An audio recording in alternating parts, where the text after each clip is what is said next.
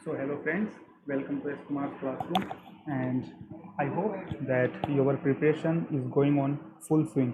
So हमने 16th question discuss किया था अभी तक। सोशल इश्यूज जो थे, डेवलपमेंटल इश्यूज हम डिस्कस कर रहे थे 2020 का GS2 पेपर। इस वीडियो में हम डिस्कस करेंगे question number 18 and if time permits question number 16। So 18वां क्वेश्चन है, National education Policy 2020 is in conformity with the SDG 4 2030। ये पहली चीज़ हो गई, ये स्टेटमेंट है इसमें कुछ पूछा नहीं है। It intends to restructure and reorient education system in India, critically examine. It means आपको बोथ प्लस एंड माइनस इसमें देने हैं।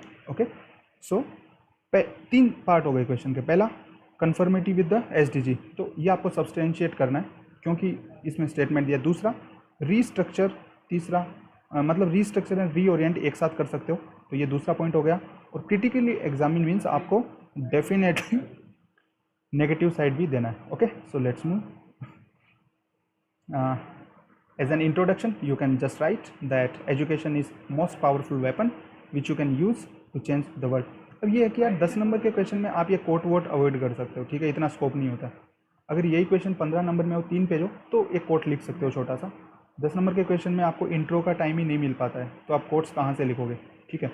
सो 10 नंबर में कई लोग बोलते हैं वन इंट्रो भी मत लिखो, just jump on the question, demand of the question. So it depends upon you how you feel comfortable, but yes in 10 marker question quotes are not at all advisable, but I am just giving 15 marks में yes you can definitely write. So first we will substantiate the first part कि भी SDG 4 जो है इसके conformity में कैसे, तो SDG 4 के गोल लिख देंगे। टेबल एक बहुत अच्छा तरीका है इसको बताने का, SDG 4 के क्या टारगेट हैं और जो नेशनल एजुकेशन पॉलिसी के क्या टारगेट हैं जो मैच होते हैं। तो SDG 4 से equal access to affordable primary, technical and vocational education. Then NEP says that universal access to all children, access to education, and then gender inclusion जो fund है वो बनाया गया है। देन स्पेशल एजुकेशन जोन्स की बात की गई है इसके अंदर, और फिर इसके अंदर वोकेशनल ट्रेनिंग की बात की गई है from the middle level, school level से ही। Then technical skills like coding and other skills. एक कोडिंग का मैंने एग्जांपल दिया, वो नेशनल एजुकेशन पॉलिसी बोल रहा है। तो ये जो इक्वल एक्सेस है, affordable primary, technical, vocational education है, यूनिवर्सल लिटरेसी एंड न्यूमरेसी जो है, increase number of people with the relevant skill for financial success, ये सब चीज़ें ये इससे मैच करता है। एंड इसको आप छोटा लिख सकते हैं, I have given more points. Then multiple entry exit system जो है, एकेडमिक बैंक ऑफ क्रेडिट जो है, जनरल एनरोलमेंट रेशो जो है वो बाई 2035 50%। लास्ट वीडियो में मैंने 2030 बोल दिया था, इट्स 2035। बाई 2035 जो GER है वो 50% होना चाहिए हायर एजुकेशन में। Then national educational technical form, ये है टेक्निकल एजुकेशन लोगों को इम्पार्ट करने के लिए। सो जो नेशनल एजुकेशन पॉलिसी जो है NEP, उसका गोल क्या है, holistic multidisciplinary education. That's why it provides flexibility for the students to choose subjects from different streams. Okay, it's in college level, कि आपको ज़रूरी नहीं है भाई PCM ही पढ़ना है, college level and higher education level also, like higher secondary level also. आपको ये ज़रूरी नहीं है PCM पढ़ना है। सो हो सकता है JEE के एग्ज़ाम और इन सब के पैटर्न काफ़ी चेंज हो जाए आने वाले टाइम में। Then we can say that universal literacy and numeracy, ये भी इसका एकदम बेसिक गोल है। Then provide basic skills, national foundation incorporation. So these all are things national education policy prescribes: holistic multidisciplinary education, flexibility for to choose from different streams, and then universal literacy, numeracy and national foundation incorporation. then restructuring है, reorientation। ये second part आपके question का, कैसे ये reorient और restructure करता है। इसमें सिंपल सीधा सीधा पॉइंट लिखना है। पहला, रीस्ट्रक्चर क्या करता है, 4 स्टेज पेडागोगिकल स्ट्रक्चर, 5+3+3+4। जो 5 है पहले 3 से लेके 8 साल तक। Then this is foundational stage. Then preparatory stage 3 to 5 grade। Then middle stage 6 to 8, and then secondary stage 9 to 12। Okay, 5 3 3 4 foundational, then preparatory, middle and secondary. Foundational 3 to 8, preparatory जो है foundational आपका सेकेंड क्लास तक, 3 to 8 मतलब first और second class ही है इसके अंदर। 3 classes जो आप नर्सरी LKG UKG बोल दीजिए, and first and second, so up to second class preparatory, then up to 3 to 5, 3 4 5 ये 3 साल प्रिपरेटरी, जो up to second class foundational था, then 6 to 8 class, 6 7 8 it's middle level, and then 9 to 12 secondary level, okay. And then reorientation means कैसे reorient कर रहा है, focus on critical thinking, it focuses on restructuring the exam pattern, rote learning है उसको finish करना। Third point you can say contemporary subjects like artificial intelligence, environment education, information technology, internet of things, organic living, there are lot of things which this policy talks about. Then only one board exam, अभी की तरह नहीं 8वीं में भी 10वीं में भी 12वीं में, only one board exam to test the mettle of the student, to test their IQ and all other tests. Then vocational education from middle stage, and then multiple entry exit system, then multidisciplinary approach, debureaucratization of the education, more autonomy to the higher education institutes, then higher education commission of India for single regulatory board of higher education commission, okay, HECI, then examination reforms, focus on application rather than rote learning, then teachers training, and then focus on digital education, then scholarship for marginal section of the society, क्योंकि अगर आपको 50% GER करना है by 2035, so that cannot be possible without scholarships, लोगों के पास पैसा नहीं है, पढ़ेंगे कहाँ से वो लोग, so massive scholarships. And then what are the challenges? Challenges is that for this program at least 6% of the GDP is required, but government has not specified that sources of funds, from where sources of funds will come, कहाँ से लाओगे भाई 6% GDP. Then early dropouts, भाई अगर vocational education आपने दे दिया तो ऐसा तो नहीं है कि लोग हायर एजुकेशन को लेंगे ही नहीं, सो अर्ली ड्रॉपआउट्स में बी पॉसिबल. देन हो सकता है जो पुअर सेक्शन, जो बॉटम स्टार्ट है, उनके पेरेंट्स जो हैं वो बच्चों को आगे पढ़ने ही नहीं दें. देन जो नेशनल एजुकेशन पॉलिसी और राइट टू एजुकेशन है उसका एक हिसाब से कॉन्ट्राडिक्शन है फॉर एज, है ना. ये जो राइट टू एजुकेशन है up to 14 years compulsory, free and compulsory education, but national education policy में एज जो है वो डिफरेंट है. Then education is a concurrent subject under schedule 7. Education concurrent है तो भाई इसके अंदर कोऑपरेशन प्राप्त करना क्या रहेगा, एक चैलेंज रहेगा. That will be a daunting task to get an cooperation. Then the detailed blueprint is not given कि किस तरीके से इसको इम्प्लीमेंट किया जाएगा, टीचर्स को कैसे एजुकेट किया जाएगा, किस तरीके से जो हायर एजुकेशन के एग्जाम्स हैं उनको रीस्ट्रक्चर किया जाएगा, and all this stuff. Then teachers training will be a daunting task. And then lack of infrastructure, ये कहीं भी डाल सकते हो किसी भी अंदर, lack of infrastructure. Then what is the way forward? Simple वही लाइन है, evidence based policy making, better coordination and planning, proper chain of command to avoid the duplication, attitudinal change, then good leadership, plug and play mode, regular reviews, social audits, and teach and reorient. इसको आप इसमें डाल दो, conclusion में डाल दो या तो, एंड या फिर कंक्लूजन में ये भी लिख सकते हो new educational policy 2020 will go a long way in fulfilling SDG number 4. Okay, इस तरीके से कुछ भी जो भी आपको सूटेबल लगे you can write it down. Okay, I hope that this question is pretty straight forward and it's pretty clear, है ना. इसमें और कोई ज़्यादा बताने की है ही नहीं. एविडेंस मतलब ये चीज़ें, ये जो वर्ड है ना इनको रट लो. Evidence based policy making, better coordination and planning, then proper chain of command and attitudinal change, good leadership, plug and play mode, regular review, social audit, tweak the policy, reorient, restructure, इन चीज़ों को रट लो. Evidence based policy making, better coordination, better planning, proper chain of command to avoid duplication, then attitudinal change, then good leadership, then plug and play mode, then regular reviews, social audits, then tweak the policy and reorient the focus. Okay, I hope that this is clear and इस तरीके से आप इस question को easily handle कर सकते हैं. Now let's move to the question number 16. 16वां question बोलता है the incidences and intensity of poverty are more important in determining poverty based on income alone. मतलब इंसिडेंस और इंटेंसिटी है वो ज़्यादा इंपॉर्टेंट है अगर आप इनकम पे फोकस करो तो. इस कॉन्टेक्स्ट में जो latest multi dimensional poverty index है यूनाइटेड नेशंस का, उसको आपको एड्रेस करना है, उसको एनालाइज करना है। सो एक बात आप मान के चलिए कि इस क्वेश्चन में आपको आइडियली क्या पता होना चाहिए, जो मल्टी डायमेंशनल पॉवर्टी इंडेक्स है उसको बहुत डिटेल में पता होना चाहिए, ये सारे के सारे जो पॉइंट्स हैं वो, है ना, क्या आया है 2021 के अंदर। But can we know all the points? क्या इतनी रिपोर्ट्स को हम याद रख सकते हैं? नहीं, बिल्कुल नहीं रख सकते। ठीक है, तो अब कैसे जेनरिक आंसर को लिखना है, हम इस आंसर में वही चीज़ को एड्रेस करेंगे। ठीक है, क्योंकि कोई भी आदमी परफेक्ट नहीं होता है, वो सब चीज़ों को मतलब मग नहीं कर सकता है ना, वरना मग ही बन जाएंगे फिर।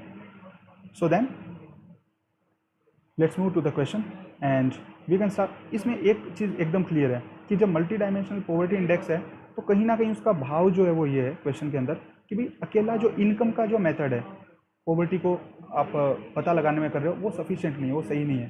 ठीक है, जब अकेला इनकम का सही नहीं है तभी तो वो मल्टी डायमेंशनल पॉवर्टी इंडेक्स बोल रहा है। तो कहीं ना कहीं आपको ये ले जाना है कि भाई इनकम की वजह से जब अपन एनालाइज करते हैं तो ये चीज़ें होती हैं, किस तरीके से वो सफिशिएंट नहीं है और क्यों मल्टी डायमेंशनल पॉवर्टी इंडेक्स है वो ज़रूरी है, and in that way we can handle the question. ठीक है, and you can start the question with Amartya Sen's capability approach कि भाई अमर्त्य सेन जो है he gives capability approach to define the poverty, and he says that relative deprivation is the real form of poverty where people do not get opportunity to develop their full potential, कि लोगों के पास potential है उसको develop नहीं कर पाते, किस वजह से? रिलेटिव डेप्रीवेशन की वजह से। अब सीधा क्वेश्चन पे जंप कर जाओ कि भाई ट्रेडिशनली क्या होता था, केवल इनकम बेस्ड मेथड थे। ठीक है, और ये जो इनकम बेस्ड जो मेथड है वो किस पे डिपेंड करते हैं? Head count ratio. थोड़ा सा अगर देखने में दिक्कत हो, मैं बोल रहा हूँ हेड काउंट रेशो पे डिपेंड करते हैं कि ये सिर्फ क्या बताते हैं आपको, पॉवर्टी के इंस्टेंस और इंटेंसिटी, किस जगह पे लोग कितने ज़्यादा उनके पास पैसा नहीं है और कितने लोग इस तरीके के हैं। इंस्टेंस एंड इंटेंसिटी जो वर्ड क्वेश्चन में यूज़ किए they should be used. So but ये क्या नहीं बताता है, पॉवर्टी जो है वो क्या है? एक कॉम्प्लेक्स फिनोमिना है। Poverty is complex, it is multidimensional and its manifestations are multifaceted. Okay, multidimensional and multifaceted, आप इसको यूज़ कर सकते हैं। और जो इशू इनकम के अंदर जो इश्यूज कवर नहीं होंगे, क्या क्या कवर नहीं होंगे? Poor health, poor education, इनएडिक्वेट living standard, quality of work. Okay, ये सब चीज़ें कवर नहीं होगी इसमें। तो फिर मतलब अगर आप सिर्फ पैसे पे ध्यान दोगे, अगर इनकम बेस्ड होगा, then it will lead to lack of focus. Why? There will not be targeted policy making, there will be one size fit all approach. Okay, हो सकता है गांव में रहने वालों को इनकम अलग तरीके से इम्प्रूव हो सकता है, गांव में रहने वाले आदमी का भले इनकम कम हो बट उसका लिविंग स्टैंडर्ड अच्छा हो सकता है। शहर में रहने वाले का इनकम ज़्यादा हो सकता है, भले ही थोड़ा हो सकता है वो एक स्लम के अंदर रह रहा हो। सो इस तरीके से वन साइज फिट अप्रोच आप इसको बोल भी सकते हैं, स्लम वर्सेस विलेज का आप इसमें कंपैरिजन कर सकते हैं। ठीक है, तो उनके लिए सिंगल अप्रोच काम नहीं करेगी कभी भी। देन टारगेटेड इंटरवेंशंस में नॉट हैपन, है ना, ये सेम है, targeted policy making, one size fit all approach, then targeted interventions, then the rise of relative poverty. इसमें आप ऑक्सफाम का वो दे सकते हैं। इसकी वजह से होगा क्या? इसकी वजह से ये सब चीज़ें होंगी, रिलेटिव पॉवर्टी बढ़ेगी, टारगेटेड इंटरवेंशंस नहीं होंगे, one size fit all approach होगी जो कि सही नहीं है, और टारगेटेड पॉलिसी मेकिंग नहीं होगी। So to tackle the poverty one need to go beyond income. अच्छा, इसमें कुछ अपन और भी वो पढ़ सकते हैं, लिमिटेशन जो है वो क्या है। ये MPI का इसमें लेटेस्ट जो डाटा है वो भी है, ये MPI आपको बताता है, ये मैंने इधर लिख दिया। So what are the limitations? Limitations और भी, जैसे ये तो हो ही गए कि अगर आप इनकम को यूज़ करोगे तो ये चीज़ें होंगी, और क्या लिमिटेशंस हैं कि भाई इनकम बेस्ड मेथड के, और ये लिमिटेशन है कि सारी जो कंट्री हैं they do not have specific data with respect to all the 10 indicators, and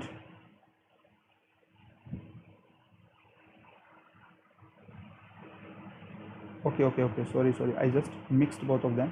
ये लिमिटेशंस हैं MPI multi dimensional poverty index के।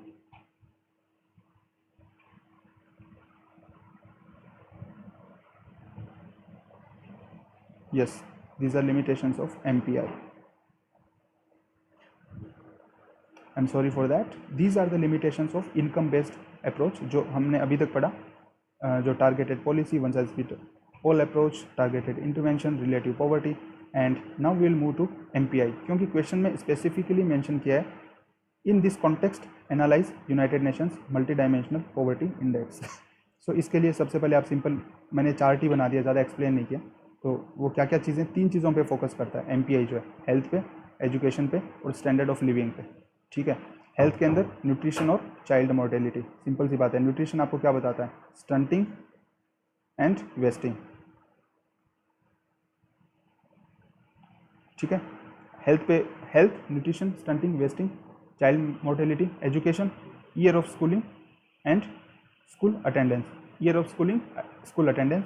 MPI स्टैंडर्ड ऑफ लिविंग के अंदर क्या क्या बताता है, जैसे कुकिंग फ्यूल अवेलेबल है कि नहीं है, sanitation, then drinking water, housing, electricity and asset, electricity, asset, drinking water, sanitation, housing and cooking fuel, ये सब चीज़ें MPI बताता है। ठीक है, अब MPI का भी लिमिटेशन पूछा नहीं है वैसे इसमें, तो ये मैंने ऐसे लिख दिया था कि इफ़ मतलब ठीक है, इस बार की किसी एक तरीके से पूछा, अगली बार किसी और तरीके से पूछ सकते हैं। In this question you need not to mention them, but yes you can just remember them if it is useful for you, कि ये लिमिटेशंस हैं कि भाई सारे कंट्री हैं उनके पास स्पेसिफिक डाटा नहीं है, जो सारे इंडिकेटर्स हैं उसको लेके, तो डाटा की फजिंग हो सकती है। एंड इसका सबसे अच्छा एग्जाम्पल क्या है डाटा फजिंग का, आउट ऑफ कॉन्टेक्स्ट में थोड़ा सा जा रहा हूँ, बट ठीक है, फिर भी जो कोविड-19 की जो डेथ की जो डाटा है, most of the states they have फज्ड the data, so data fudging हो सकती है इस तरीके से।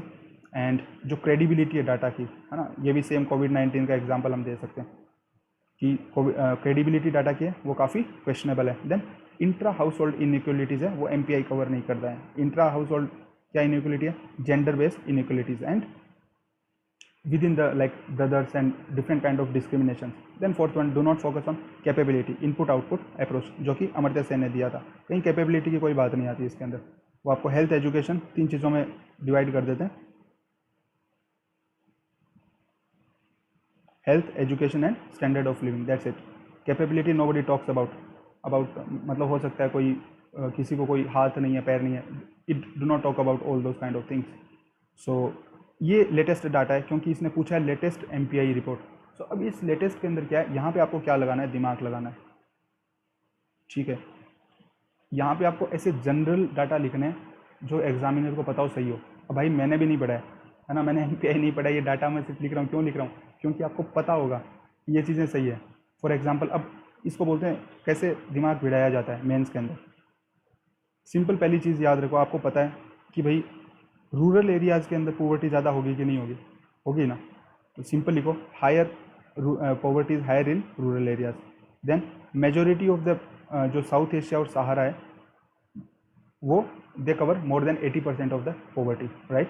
ये जनरल चीज़ें हैं। अब उसने लेटेस्ट रिपोर्ट पूछ लिया है तो कुछ लिखना तो पड़ेगा ना, बट और ये पॉइंट एकदम डेफिनेटली आपको सही मिलेंगे। और एक जैसे इंडिया की रैंक है, ये तो पता होना चाहिए, इंडिया की रैंक है वो 62 है, जो लेटेस्ट रिपोर्ट है इसके अंदर 62 out of 107 multi dimensional poverty index के अंदर। सेकंड आप लिख सकते हो कि 2015 से 5 से 15 तक मोर देन 250 मिलियन पीपल। अब ये आपको पता है कि 55% से 28% इंडिया की MPI हो गई है। अब इंडिया के केस में तो ये दोनों चीज़ें याद होना चाहिए, है ना। हर चीज़ में तो आप दिमाग नहीं लगा सकते। इंडिया का जैसे रैंक है 62 आउट ऑफ 107, ये प्रीलिम्स में भी आ सकता है। एंड देन जो 5 से 16 तक जो है इंडिया की जो MPI जो है 55% से 28% हो गई। इसके अंदर थोड़ा बहुत चलता है ना, इसमें आप लिख दो 28%, याद नहीं लिख दिया, याद नहीं है तो बोल दो अराउंड 25%, है ना। It was around 50%। In 25, the MPI was around 50%, and it has become in 2015-16 around 25%. It will also work because the examiner knows that we are not computers, right? So the third one simple यही है, सहारा और जो South Asia है उसके अंदर ये दोनों reason है मोर देन 80% को पॉवर्टी को कैप्चर करते हैं। अब यार यही है ना, ऐसे क्वेश्चन में कुछ परफेक्ट आंसर नहीं होता है। 3 आपको चीज़ें पूछी, उसमें से आपने मैक्सिमम लिख दी, ठीक है, 5 नहीं देगा तो 4 नंबर दे देगा। मैं यहाँ पे ये सजेस्ट नहीं करूँगा भाई तुम्हें MPI पढ़नी चाहिए थी, उसकी बजाय मैं बोलूँगा यही जो 4 जनरिक पॉइंट है लिख दो, 1 नंबर कम मिल जाएगा। 100 पेज की एक रिपोर्ट नहीं पढ़ सकते हो 1 नंबर के लिए, ठीक है। इसकी बजाय ये रिस्क लेना ज़्यादा सही है। और उसके बाद में सिंपल कंक्लूजन कर दो कि better methodology for measuring the poverty should be used, than income method, but हम फिर बोल सकते हैं बट स्टिल क्योंकि MPI के अंदर भी कुछ कमियां हैं, there can be better like method like SECC, socio economical caste census, SECC, और ये बेटर डिटरमाइन करता है क्योंकि इट कैप्चर्स द लाइक, इसमें आप एग्जांपल दे सकते हो कि ये जो कास्ट डिस्क्रिमिनेशन है जो आपने इसके अंदर बोला ना, MPI की कमियां बोली, इसमें इंट्रा हाउस होल्ड जैसे जो आप बोल रहे हो, उसके अलावा जो कास्ट बेस्ड जो डिस्क्रिमिनेशन है वो MPI कवर नहीं कर सकता है, but socio economic caste census जो है वो even better than MPI। So we can say एक इसमें गर्ग कमेटी का कहीं आप रेफरेंस दे सकते हो कि भाई पॉवर्टी के लिए गर्ग कमेटी ने भी क्या बोला है कि डिस्ट्रप्टिव टेक्नोलॉजी का यूज़ होना चाहिए, और ये जो फिनटेक बाली फिनटेक एजेंडा जो है that should be implemented to financially empower the poor, and जो डेप्ट वल्नरेबिलिटीज़ हैं लो इनकम कंट्रीज़ की, उनको हैंडल किया जाना चाहिए एट इंटरनेशनल लेवल, जैसा कि कहाँ हो रहा है, चाइना की डेप्ट ट्रैप पॉलिसी, बेच के खा जाएगा चाइना सब छोटे छोटे कंट्रीज़ को, ठीक है ना। सो इस तरीके से ये वे फॉर कुछ भी लिख लो, इतनी सारी चीज़ें नहीं लिखनी आपको, है ना। बेटर मेथोडोलॉजी यूज होनी चाहिए, सोशो इकोनॉमिक कास्ट सेंसस है वो अच्छा तरीका है ना। कहीं पे गर्ग कमेटी का, इन तीनों में से जो भी आपको एक दो लगे लिखो, झंझट खत्म करो। गर्ग कमेटी क्या बोल रहा है, डिस्रप्टिव टेक्नोलॉजी यूज़ करो, फिनटेक मेथड है, बाली एजेंडा है वो इंप्लीमेंट करो, और जो डेब्ट वल्नरेबिलिटीज हैं स्मॉल कंट्रीज़ की, पुअर कंट्रीज़ की, उनको हैंडल किया जाना चाहिए इंटरनेशनल लेवल पे। So that's it, you can use this points and I hope that with these points you can write really awesome answers, ठीक है। आपको ईजिली 10 में से 5 या 6 मार्क्स मिल जाएंगे, और उससे ज़्यादा हमें नहीं चाहिए, ठीक है। So wish all the best and we'll meet again with I think 2019 paper of GS2. So till that time,